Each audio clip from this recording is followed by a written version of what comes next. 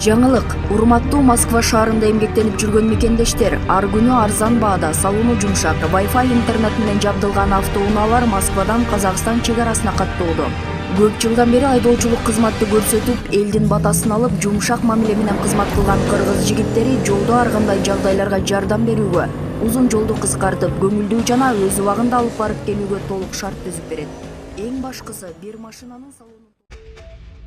Жылаңач денесине казактардын улуттук стилдеги зер буюмдарын тагып сүрөткө түшкөн Шырын Арчаеваны коомчулук талкуулап жатат. Ал сүрөттө жылаңач төшүн колу менен тосуп турат. Кызык, ал жылаңач сүрөтүн жөн эле жарыялабай, жанына хиджабчан турган өзүнүн сүрөтүн кошо жүктөгөн. 18 жаштагы кыздын бул кылыгын көпчүлүк терс көрүнүш деп баалады.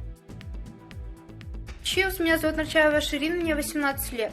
Из последнего своего поста я прочитала около 500 комментариев о том, что я позорю нашу страну, позорю настоящих казахов, позорю весь Казахстан. И знаете, просто задаюсь таким вопросом. А чиновники, которые воруют у нашего народа, не позорят нашу страну? Безграмотные люди, которые говорят о чести, воспитанности, при этом делая в каждом слове ошибку, используя лишь только одни маты, не позорят нашу страну. Застоявшаяся экономика не позорит нашу страну. Отсталое развитие нашей культуры и народа не позорит нашу страну.